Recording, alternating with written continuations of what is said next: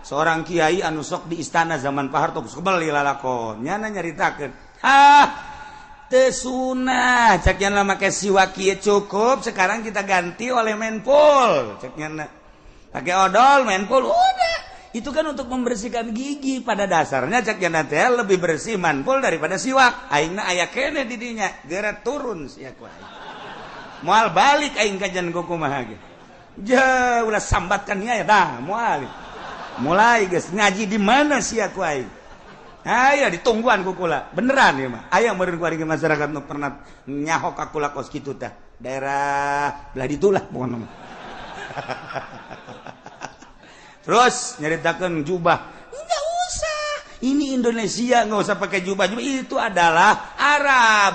sekarang di Indonesia pakai batik lah pakai safari lah enggak usah Arab-Araban kita bukan orang Arab 2 poin gua yang gara turun sia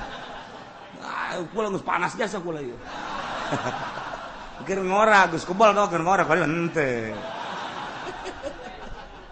turun nyana ku kula disambut langsung sasalaman langsung dipeluk ku kula sini duduknya sini nyana geus lain deui sini Pak Kiai ngaji di mana langsung ku kula ditanya di forum harita nus ditahdarkeun nanti dulu setelah dahar ya tanya ku kula ngaji di mana muruan terus dalilnya apa terus ada untuk dalil-dalil wah muringis nyana lah sambarangan murtad sia ku kula digitukeun nyana marah enak aja ngemurtadin saya lu murtad gitukeun nyana atuh kula ge make hizib kituna boh hampir ngejengkang nyana minta hampura rita kan minta hampura masya Allah mun minta hampura awas ya kuai dia telus ya kuai saya mau belajar bener bet untuk pernah terjadi tak kiai teu daek-daek deui nyana asal aya kula bembung aing ngomong ngaji jeung kieu cicek bong ya kena asal nyana diondang ka dieu aya Ki Ucin teu henteu kajeun mun aya Ki Ucin bong cek kena aing tapi satu ketika nyana datanglah ke imah diajak ku Kiai Sejen minta hampura alhamdulillah aya ilmuan mah gampang bae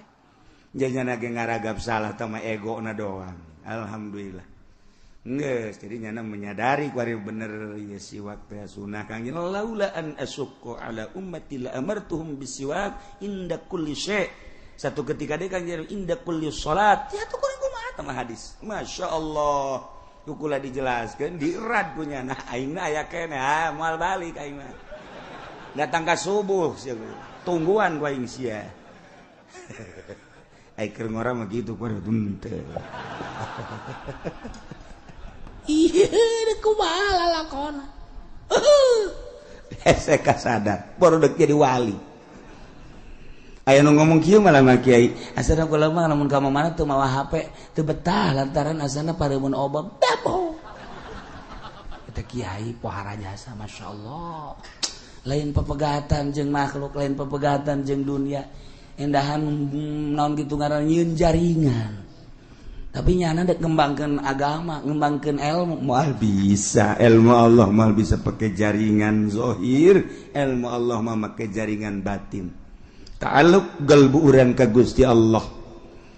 deket urang ka Gusti Allah makin kapercaya ku Gusti Allah makin deket makin kapercaya di mana urang bus kadinya ayalah dina ma'rifatullah wa rasuluh Allah geus percayaeun ka urang sebab dek dikukumahakeun ge nyana di bawah lindungan Allah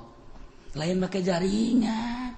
make organisasi gaji supaya loba wow pakai surat kondang terus dihubungan capek ngaji gos gitu. Emang ulah kira kiai gitu lain ulah ngan kena nyeri hate nyin undangan 1000 nu datang 100 ge jeung tihang aya 10 berarti 90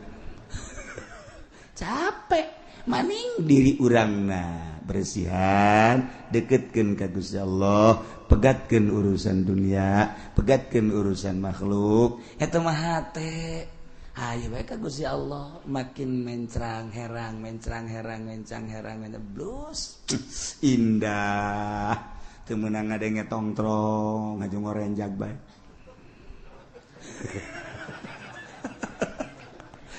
ngorejat asal gede tongtrong ngorejat kok mau jualan tongtrong ngorejat jasa terus gitu eta bersih hate karena Masya Allah kuari matung timimiti kiai nangis kos kararia komo pemerintahan aju nu negor ke pemerintah di zaman Gus Dur mah dibuka lebar-lebar teh demo teh dibuka sakahayang nah ayo hayang nyaho cak Gus Dur kumaha kemudian dipanggil diterima sok adu argumentasi dibuka lebar-lebar teh di zaman Gus Dur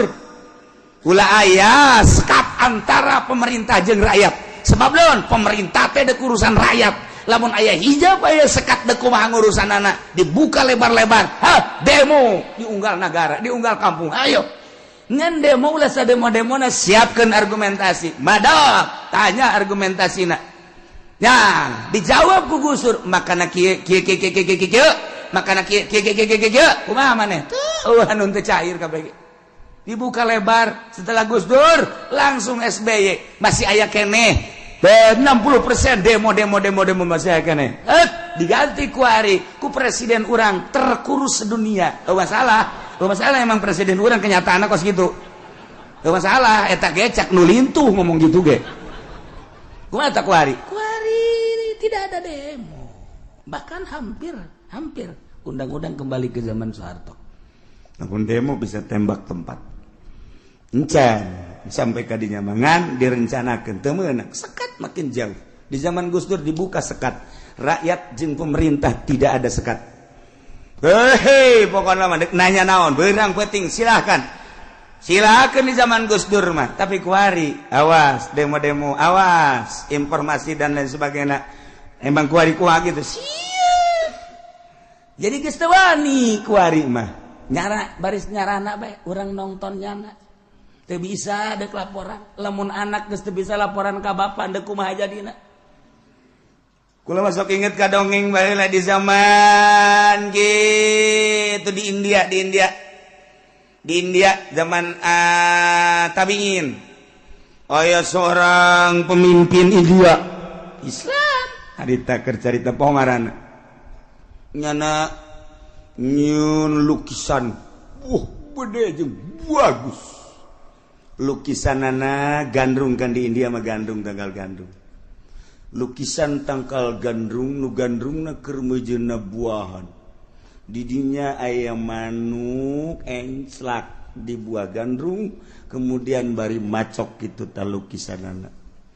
wah indah jasa bagus jasa jeung gede tempelkeun di hareupeun istana raja ku abeh punggawa-punggawa mun kieu ari mah bangsab itu kerabat-kerabat kerjaan waya di istana ningali jeung supaya itu mengomentari wabeh komentarna nu mistek bagus hebat memang bener bagus kuari diundang di kalangan tokoh masyarakat geus giliran pejabat ngabaguskeun kabeh tokoh masyarakat konglomerat kabeh diundang supaya neuleuh lukisan tersebut anu teu ngalem wabeh memang wabeh ngalem jeung bagus kuari di kalangan rendah si miskin salembur cokotan coba si miskin gumaha terhadap lukisan ieu begitu nolo si miskin mah tu ngaranna ge miskin ieu jeung bodoh pan atuh teu bisa ngadilai nya ngan aya salah saurang miskin biasa cumplang campling kayaknya seorang iya bagus tah si eta kumaha lukisan cek ulama ieu lukisan teu bagus kok kaget atuh wah sana dibunuh cenah bakurang teu bagus sakeuna ieu lukisan bahkan salah panggil ku raja ke berani amat ieu ngateu baguskeun jeung nyalahkeun sedangkan ia karya seseorang anu luar biasa aya anu ngalukisna beureum di pelebah mana teu bagus jeung pelebah mana salahna ya raja ge sarua bingung panggil coba nyatakeun di harapan manusia kira-kira ieu lukisan bagus apa jore si miskin ieu berani amat miskin kira-kira ieu bener apa salah lukisan salah nyatakan coba kuari di hadapan masyarakat di hadapan penggede ieu kagorengan jeung kesalahan jelaskeun caknya teh kieu ieu tangkal gandrung aju tangkal gandrungna keur buahan tere dipanen berarti mondoyot kemudian aya manuk mah di mana ge di mana enclak teh tilo konfirmasi heula setiap diencelakan ku manuk tangkal pare tangkal gandum jeung tatangkalan pasti ngeloy jeung manuk mah biasana sok ngadaharan bebas biasa barang dahar sebab ngaranna ge manuk nah ieu dideuleu ku kula tangkaina teu ngeloy nomor kadua manukna bangun isinan ieu salah ieu ngagambar kos kieu teh wah kabeh bener oge cenah sak jamat bener oge hiji tangkal adu di singgahan ku manuk kemudian eta tangkal ajeg bae salah atuh nu geus kitu mah nomor kaduana gimana manuk barang dahar kadinya ulah isinan ieu mah gambar manukna teh isinan lantaran anu dilukis teh tukangna jadi berarti keur maco ka ditu tanda bahwa ieu manuk teh isinan ieu salah raja tanya deui leuwih jerona deui kumaha ieu maksudna ieu teh kapan gambaran antara rakyat jeung pamarentah hartina pamarentah teh ieu tangkal gandrung anu siap dipondoyotan ku masyarakat kemudian hartina gambaran manuk eta adalah rakyat di mana bae rakyat mah deuk encrakna jeung iraha bae geus di mana-mana ieu teu ngarasa beban tangkal gandrung dieunteupan ku manuk teu ngarasa beban berarti eta teh tangkal anu bangkawarah blon eta tangkal burum raja begitu ditangkap kula mah tangkal caknya lain raja ieu mah tangkal nu blon belah ditu nama ya raja bisa fakir teh bisa miskin ieu teh manuk gambaran rakyat anu deuk singgah menta diurus ku tangkal gandrung sebab di tangkal gandrung aya potensi geus di mana tangkal gandrung dienteupan ku manuk kemudian tangkal gandrung na ajeg bae berarti tangkal gandrung teh henteu tawadu tangkal gandrung nu hebat mah di mana dienteupan ku manuk pasti kudu ngeloy berarti tangkal gandrung teh gandrung tawadu geus didinya dipersilakeun manukna dengan bebas jatuhanana gitulah gambaran antara pemerintah jeung rakyat cukup gambaran gandrung jeung manuk ge nah ieu baheula bae tangkal gandrung geus dilukis baheula eta dieunteupan ku manuk tangkal gandrung ajeg bae kuari komo kuari kumaha meureun teh ngagambarna kuarinya urang antara tangkal gandrung jeung manuk